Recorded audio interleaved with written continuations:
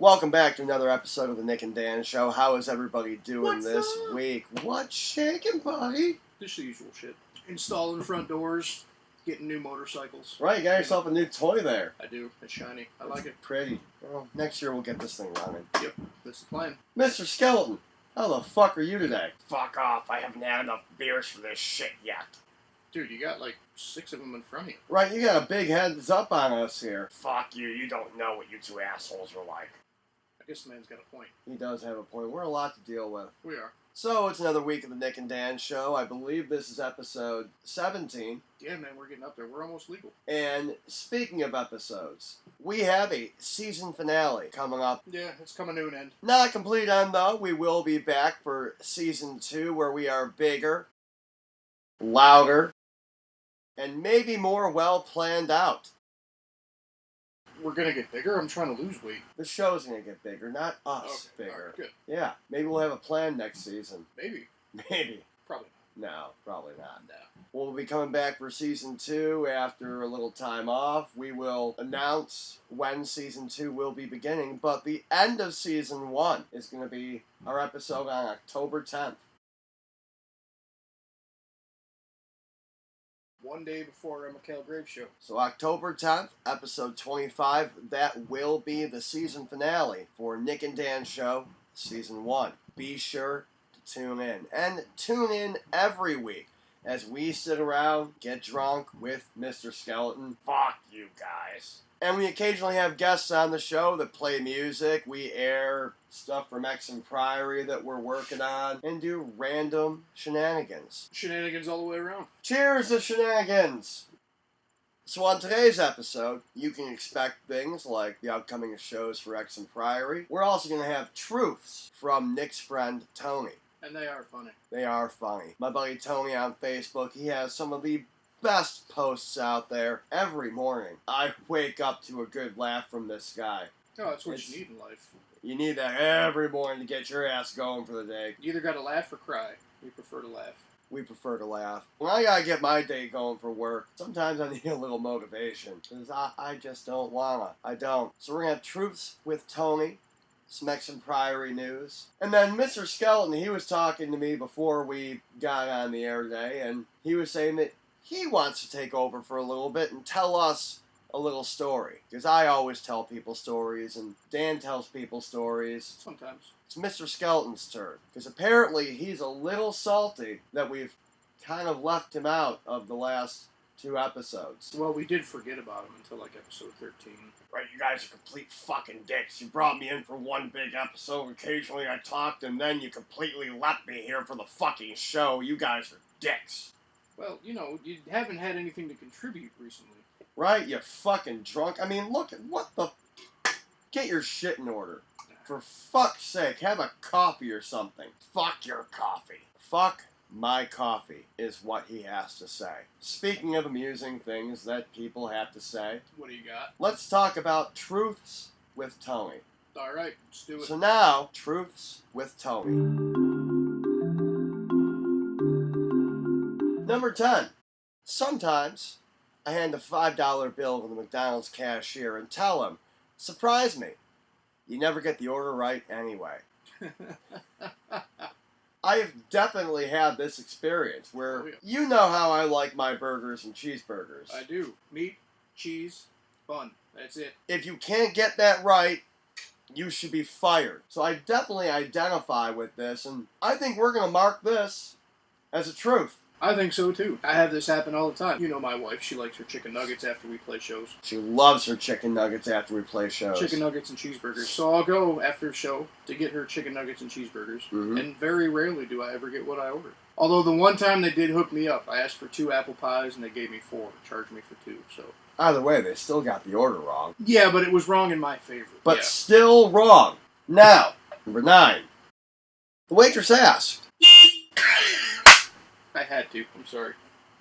It's off now. Do whatever you gotta do.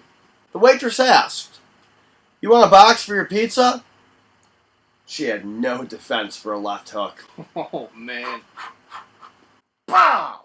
That poor I like waitress. Well, you know, I guess you always gotta be on guard. That was not safe waitressing. You know, we should all just take from the mantras of ninjas and Master Splinter. A ninja is always ready. Now, had she been practicing proper ninja skills, she may not have been rocking a black eye for the next several days.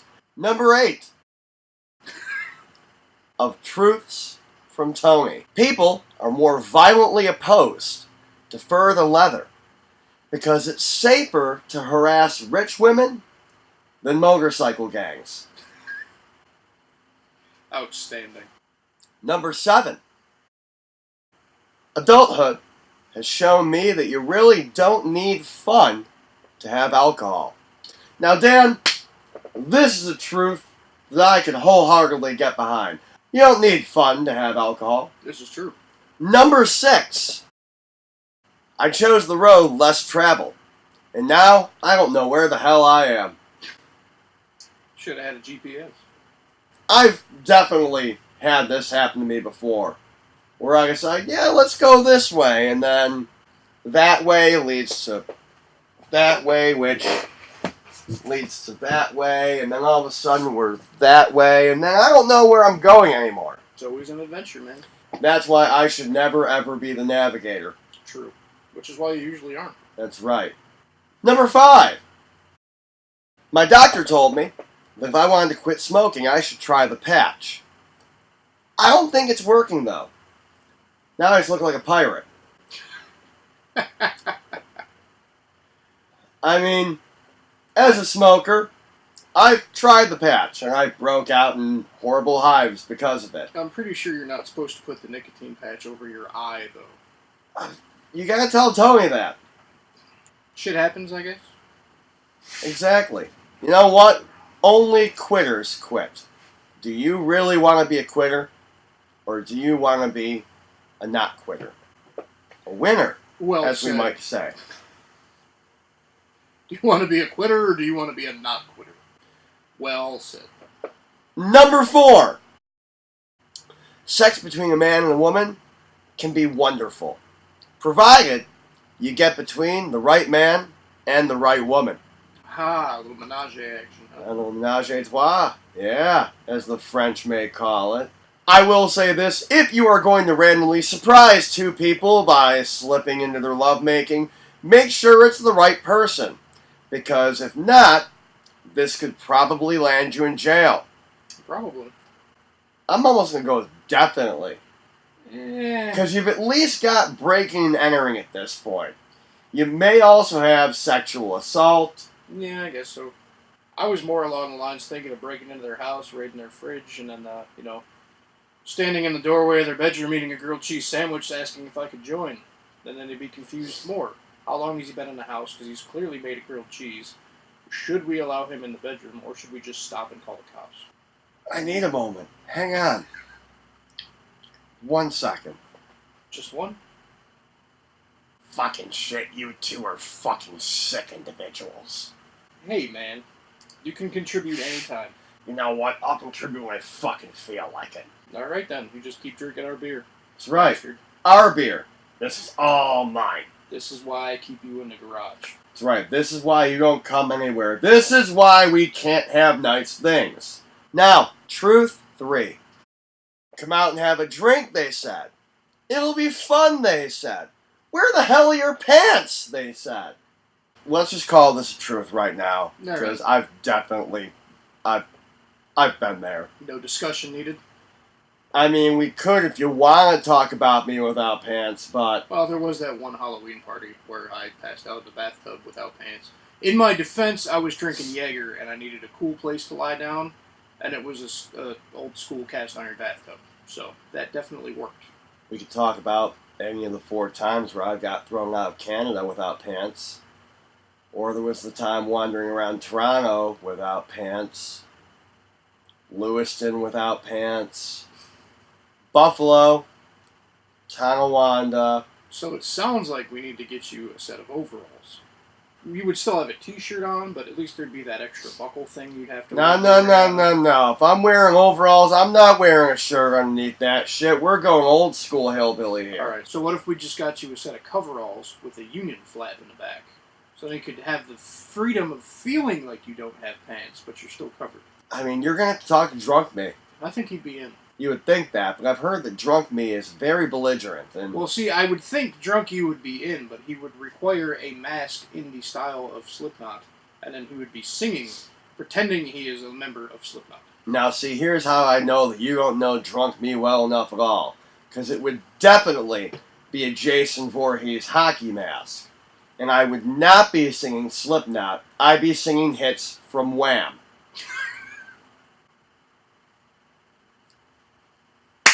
All right. I think that sounds like a challenge. Maybe for our season finale, you will see me in overalls, in a hockey mask, singing the hits of Wham. Only one of them is coming to mind right now, but I'm sure there were others. They were popular. Oh, yeah. I'm sure you'll figure it out. It'll be on video for the people. Something to look forward to for our season finale on October 10th. Truth number 2. If I drunk text you and you're sleeping, don't text me in the morning. That ship has sailed. The time-honored tradition of drunk texting. Yep. I have definitely been the recipient of these, and also been the texter of these. You? No. Usually when it's me, though, it's nonsensical gibberish. Yeah, like when you were texting my wife the wall of cheeseburger emoticons. Listen, you're the one that gave me your phone. I did not give. You stole. You say tomato, I say tomato. And you told my wife, I'm not sure who this is, but I've developed a certain sense of skills that I forgot where you went with it, but you pretty much ripped it off of Taken. Yeah, I totally did. It was There's nice. no denying that I ripped that off from It Taken. was nice, though. And then she thought it was me and proceeded to yell at me, and then you sent her a wall of cheeseburgers, and all was good with life. Yep. And then she wanted cheeseburgers. And then I had to go get her cheeseburgers. But I definitely do understand this truth, because if you get a drunk text and you sleep through it, guess what? You're shit out of luck, because by the time that you wake up and message that person back, they're not going to have any clue what you're talking about, because they won't remember where they were in their head when that message came out. True. Their mindset is going to be completely different now because they're sober, probably hungover, Probably hungry. and they're not going to want to deal with your bullshit of wanting to know how fun their evening was the night before. Unless you can tell them how to get waffles faster, they're not going to care. Right? So from now on, if you wake up the next morning and you look at your phone and you've got a bunch of drunk text messages from your friends, your sole responsibility is to get them instructions on how to get waffles faster. And if you're not doing that, that's not safe friending. No, not at all. No? As a matter of fact, that's grade A assholing. Folks, if you're drunk texting people and the next morning they're responding and not telling you how to get waffles faster, get rid of them. You don't need that bullshit because you need friends like us That's right. that will tell you how to get your waffles even faster. And now, number 1 of truths from Tony. I think I'm approaching my best if used by date. I'm going to go ahead and agree. You're calling this a truth? I'm calling it a truth. Now, see, for me, I'm not calling this a truth because I just get more awesome with every day that goes by. You people are stuck with me for a very long time.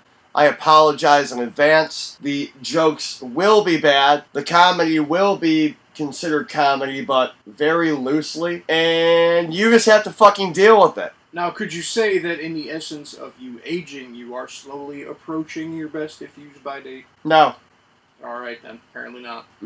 I won't expire. So every day you get a little bit more awesome? Yep. I mean, granted, I need to be stored properly, soaked in beer, or any other type of alcohol, Soaked in beer, given meat. with vibrations from awesome music, not shitty music, constantly going to help everything continually keep moving. Mm-hmm. So as long as I am stored in proper conditions, I never go bad. Alright. But yeah, so there. And that there is Truths with Tony. Mm-hmm. Another great bit that you're going to be privy to with the Nick and Dan show. Again, October 10th is going to be the season finale. And then going into season 2, which is as yet undisclosed as to when it will be going on. Dan? Nick? We've got shows at the end of the month, my friend. We have a couple of them. We do. We have 2 of them, to be specific. We do, and they are back-to-back. They are back-to-back, so you have the opportunity coming up to spend pretty much the weekend with us. So, Dan, do you want to tell them about a truckload of bands? I sure will. The truck's going to be pulling into the Evening Star Concert Hall in Niagara Falls on October 25th. That, I believe, is a Friday. Mm-hmm. It is. And that's going to have, in boxes for your wonderful enjoyment, 6 bands, 2 of which I'm playing in, 2 of which Leland from Ritual Walk is playing in.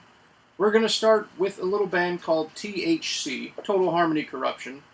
They're out of Rochester, New York. It involves our friend Zach Thrash, who is a phenomenal frontman and excellent guitar player. We played a show with him back, one of our first shows, actually. He was in a band called Motorizer with his dad? Yep. Motorizer, if you guys haven't had an opportunity to check them out, they're from Rochester, a Motorhead tribute band, and obviously with Motorhead no longer being around, we miss you, Lemmy. These guys are probably going to be the closest thing that you're going to get to catch a Motorhead, because they're fucking loud. Lemmy would be proud. He would be proud. Who else we got on the bill? We got Shadow Siren. You guys can come check them out with us, August 25th at the Evening Star. That's right. Who else we got? We got our friends in Yellow Sauce. Yellow Sauce! The banana! That's I right. love bananas. Me too. They were with us back in the Nick and Dan Show, episode 15. You can go back, check out Yellow Sauce. They're a wonderful time, funny as all shit. There's a dancing banana. Yeah. And our buddies Ryan and Leland, who you will also know as Professor Leland, who will have more bits from him in time to come throughout the remainder of Season 1 and going into Season 2. Who else we got that evening? We have Leland's other band, Ritual Walk. Leland's other band, so again, 2. Double duty that evening.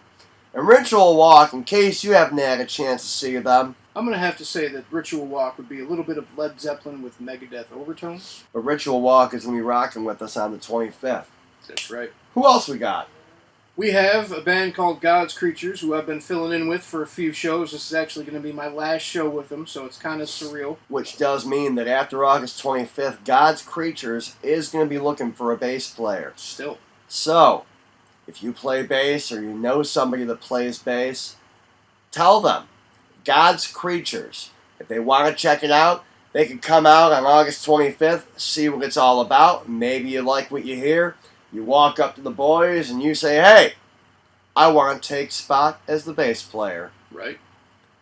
Just saying. And then finally, You have us. you have Exham Priory. We're going to be headlining this show, from what I understand. So we're going to wrap up our summer run at the Evening Star. So if you guys want to catch us headline, if you want to come out and check out our full set, which is chock full of goodness, you might even catch a new one from Exham Priory that you have not heard yet. Ever. Perhapsably. Perhapsably. We're going to call that a real word. On August 25th, the Evening Star in Niagara Falls, New York, on Niagara Falls Boulevard. We have tickets for $10 a piece, so make sure to hit up one of the bands. We've got tickets, $10, and you can have yourself a wonderful evening on a Friday night to start off your end of August and end of summer party. Now, after that, I know I'm going to be exhausted because I'm playing 2 sets, but where are we going after that, Nick? The next day, we're waking up early. We're going to grab coffee, some sandwiches, pack up the coolers full of beer, and we're going to take our happy asses down to Allegheny, New York to rock out for Punks in the Yard 2. We've had the pleasure of being invited down. There are a lot of bands on this bill. I know that Virus X from Niagara Falls, they are one of them. The Hovelists are also rocking out that day. Headed up by the guys from Axton Smashed. Next week, we're going to have a quick rundown of each and every band that is on this bill, because there's a lot of them. The day starts up at noon. We're going on somewhere around the 4 o'clock hour. It's going until 10, 11 at night. We're going to have a great time. I know that Anth, our drummer, he's planning on bringing his fishing pole down there if he can find a place to fish. He's going to set up shop for a little bit. you guys are welcome to do so as well. I believe that we are planning on leaving Niagara Falls, New York around 9:30. So that way we've got enough time to get down to Allegheny, relax for a little bit, have ourselves a little bit of grub, find the venue, hang out, and chill for the day. It'll be a good time. So, Dan. Yes, sir. I know Mr. Skeleton here has a story that he wants to tell us. So I've heard. Mr. Skeleton, we're going to let you take the floor at this point. Alright, so yeah, I want to tell you guys my life story so you know how the fuck I wound up in this fucking shithole with you two assholes. So, when I was alive, I was known as Carl Winslow. Not to be confused with that asshat from that stupid show. But we'll get to that. Now, I was happy once. I had a great job, great life, a great wife, no shitty children to bother me and take all my fucking money. It was a good time. Now, when I was alive still, as a job, I was a chicken wrangler. I wrangled chickens into their fucking doom at the goddamn slaughterhouse. It was great. The pay was wonderful, it smelled terrible, and I got to deal in death. I used to sell shoes. I was a shoe salesman. All the stupid fucking people coming in. I was like Al Bundy. In fact, they probably based Al Bundy off of me. I used to be in pest control, where I would get rid of vermin, like mice, bugs, fleas, cockroaches, or as they are called in Mexico, la cucaracha. And because I was in pest control, that is why I hate both of you two fucking morons. So outside of work, I had a lot of hobbies too, such as scrapbooking. I loved scrapbooking. It was relaxing. Nobody fucking bothered me. Other hobbies that I had, I love popsicles. Can anybody like a popsicle? Now, what I would do with popsicles after I would eat their deliciousness is I would build scale models of buildings with the popsicle sticks. Another hobby that I have was meth. I loved meth. Kept me active, energized, and thin. Beyond that, I was also a huge, and I mean huge, Sugar Hill Gang enthusiast. I had all of their albums. Every last one. They played on loop constantly. I wore out my vinyls, my 8-tracks, my cassettes, and then there were these things called CDs that started to come into popularity.